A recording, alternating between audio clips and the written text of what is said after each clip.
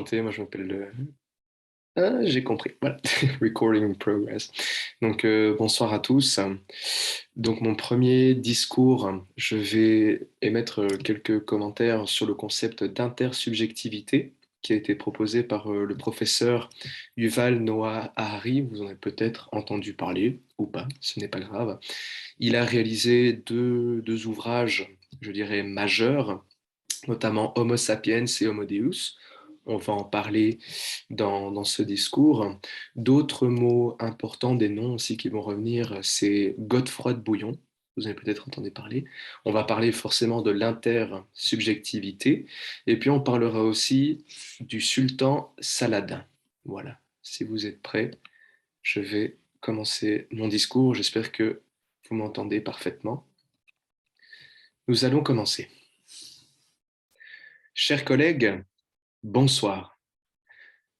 Aujourd'hui, j'aimerais vous parler d'un sujet assez abstrait que j'ai eu l'opportunité de découvrir lors d'une lecture, la lecture notamment du livre Homo Deus de l'écrivain maintenant célèbre Yuval Noah Harari. Cet ouvrage, ce livre a été publié en 2015 et est en quelque sorte la suite de son précédent essai, le livre étant un essai, qui s'intitule Homo sapiens. Ce premier volet, Homo sapiens, a connu un succès planétaire et a été salué par des personnalités importantes, des personnalités telles que Bill Gates, Mark Zuckerberg ou encore l'ancien président américain Barack Obama. Il y avait un passage à la fin de la première partie du livre qui a particulièrement retenu mon attention. Harari décrit une séparation assez classique des faits objectifs et des faits subjectifs. Par exemple, un fait objectif est la gravité, la force terrestre, ce qui nous garde quelque part les pieds sur terre. Il s'agit d'une force physique, cette gravité donc, qui était présente bien avant l'apparition de l'espèce humaine et qui le sera probablement encore bien après notre disparition. Il s'agit donc d'une force physique observable sur laquelle nous n'avons aucune emprise. Que ce soit les premiers Homo sapiens, ni Newton avait une emprise là-dessus, même s'il l'a décrit, ni personne dans ce breakout room. D'autre part, nous avons l'effet subjectif. Un fait subjectif, c'est par exemple la jalousie. Le fait qu'on ait envie d'acheter une nouvelle voiture ou qu'on veuille mettre de l'ananas sur une pizza. Bref, toutes ces choses qui dépendent du soi, ce qui est relatif à nous, nos envies, nos souhaits les plus fous.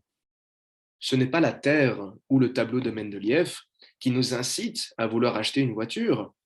Tout part d'une envie subjective. Après, à ce moment-là, dans le livre, nous pourrions partir du postulat que Harari se contredit un tout petit peu, car il dédie toute une partie de son livre à la place de l'âme dans le corps humain, ce qu'il en était au niveau scientifique et comment lui surtout interprétait ce concept très abstrait qu'est l'âme. Notre continent, d'ailleurs, l'Europe, a été longtemps confrontée à ce concept et l'importance que l'âme revêt au cours de notre vie. D'après les préceptes de l'Église catholique, tout croyant se doit d'avoir une âme pure, lavée de tout péché pour entrer dans le royaume des cieux, le paradis. Alors, à l'époque, on priait beaucoup, on payait aussi, on allait se confesser. Dans une ère sombre qu'était le Moyen Âge rythmé par la guerre, les épidémies pour lesquelles à l'époque il n'y avait pas encore de vaccin, les carences alimentaires, etc. Il n'y avait rien de surprenant que nos ancêtres faisaient tout ce qui était possible pour connaître une deuxième vie paisible au paradis. Mais aujourd'hui, in fine, elle est où cette âme? Dans notre cerveau? Dans notre cœur? Harari lui déclare que sur base des données scientifiques disponibles aujourd'hui, on ne peut pas parler d'âme à proprement parler. Nous serions régis, contrôlés par une multitude d'algorithmes chimiques. Tout part d'un stimulus externe, par exemple une nouvelle Volvo, le nouveau manteau de votre collègue, l'ananas dans le frigo qui finirait bien sur votre pizza, tous ces éléments vont déclencher dans votre cerveau une multitude de réactions, notamment la sécrétion d'hormones diverses et variées. Par conséquent, selon Harari, on pourrait décrire très pragmatiquement et méthodiquement cet enchaînement d'éléments, tout comme on écrit finalement un algorithme. Mais bon, nous sommes encore très loin d'avoir décortiqué ces nombreux algorithmes avec précision. Et par algorithme, je veux dire le stimulus externe, ce qui se passe dans le cerveau et ce que nous ensuite voulons faire avec cette information. C'est pourquoi je pense qu'il y a une contradiction dans le livre, c'est qu'il parle de faits parfaitement subjectifs, libérés des sciences exactes, mais d'autre part, on pourrait comparer, selon lui, toute réaction cérébrale émotionnelle à des algorithmes parfaitement lisibles et explicables par la science. Donc là, il y a un léger quiproquo. Enfin, ce qui m'intéresse surtout dans cette partie du livre, c'est quand l'auteur ajoute une troisième composante au raisonnement. Outre les faits objectifs et les faits subjectifs, Harari nous parle d'une troisième catégorie de faits, plutôt des constructions intersubjectives. Mais de quoi s'agit-il au juste? Vous vous souvenez, nous avons abordé très brièvement la religion catholique tout à l'heure. Eh bien voilà un parfait exemple d'une construction intersubjective.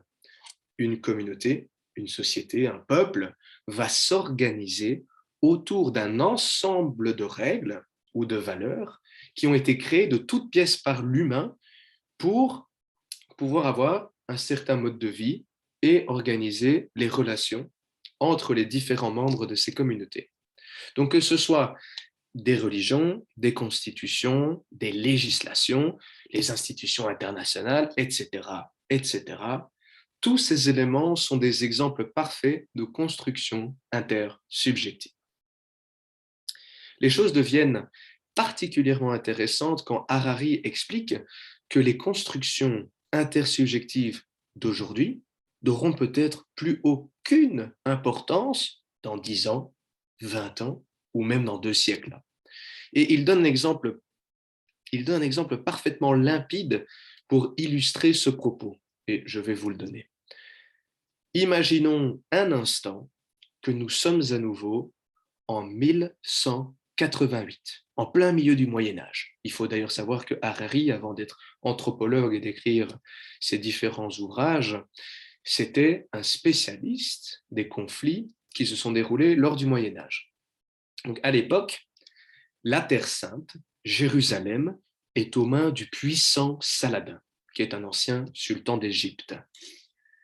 Le Saint-Empire germanique, la France et l'Angleterre, ce qui était à l'époque ces territoires, n'étaient pas forcément heureux à l'idée que des païens, même des sauvages, occupent et profanent la ville sainte. Et par conséquent, ils veulent rapidement mettre sur pied une très grande armée pour reprendre ce territoire. Ça, c'est le contexte. Imaginons ensuite un petit village féodal. Le maître des lieux est un chevalier qui est déjà un peu âgé, et son premier fils, son aîné, qui a l'âge adulte. Le fils, que nous allons appeler pour l'exercice Arthur, est né dans une logique guerrière. Je veux dire par là que très vite, il a appris à manier l'épée, à monter à cheval, à diriger des hommes et surtout à parfaire des stratégies militaires. Tout ceci, bien sûr, dans le but, un jour, de remplacer son père et d'hériter le titre de chevalier, chevalier prêt à sacrifier sa vie pour son pays, son roi et surtout son Dieu. Arthur, depuis tout petit, va à la messe et écoute attentivement les histoires qui parlent de cette terre sainte, de Godefroy de Bouillon, qui a mené la première croisade, et de tous ces hommes qui, avec lui, ont sacrifié leur vie pour la bonne cause, et qui désormais reposent au paradis. Au paradis, parce que finalement, ils ont tué des païens qui méritaient de mourir, puisqu'ils ne croyaient pas en Dieu, ou du moins, ils ne croyaient pas dans le même Dieu. Vient alors le jour où la famille d'Arthur est appelée à prendre les armes pour aller délivrer la ville sainte. Le papa d'Arthur, le chevalier, est un peu trop âgé, donc c'est son fils aîné qui va aller sauver l'honneur de la famille sur le champ de bataille. Arthur, bien sûr, vu son éducation, il ne réfléchit pas une seconde. Quel honneur d'aller verser son sang pour Dieu et son roi. Il embrasse sa famille, ses amis avec qui il a grandi. Il va se faire confesser une dernière fois, c'est particulièrement important. Et puis il part pour un très très long voyage. Arthur, en arrivant sur place, aura peut-être découvert que ces païens sanguinaires, ben, ils sont pas si différents que lui. Ils ont un autre Dieu, oui, mais visiblement, il n'est pas plus méchant que son Dieu. Les païens, d'ailleurs, prient aussi quotidiennement. Et avec un tout petit peu de chance, Arthur découvrira que certains personnages saints dont il a entendu parler toute sa vie, eh bien, ils apparaissent également dans les histoires de ces païens. Vous voyez le résultat. Deux constructions intersubjectives, a priori très similaires, qui se rencontrent. Est-ce que c'est la nature qui a poussé Arthur et ses compagnons à se battre avec les troupes de Saladin? Bien sûr que non. Mais ce sont justement ces constructions, ces inventions qui finalement ont poussé, voire même conditionné le jeune Arthur à faire ce qu'il avait à faire à l'époque. Aujourd'hui, la vie et la mission du petit Arthur n'auraient plus beaucoup de sens. À titre personnel, et je pense qu'il faut également, il n'y a jamais une connaissance qui m'a dit « À bientôt, je vais à Jérusalem libérer la ville sainte ». Ce serait même un peu mal vu un tel discours aujourd'hui.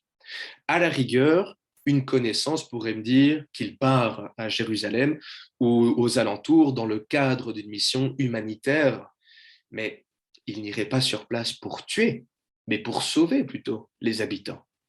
Eh bien, imaginez 2 secondes dire ça à notre Arthur qui vivait au XIIe siècle. Imaginons la scène.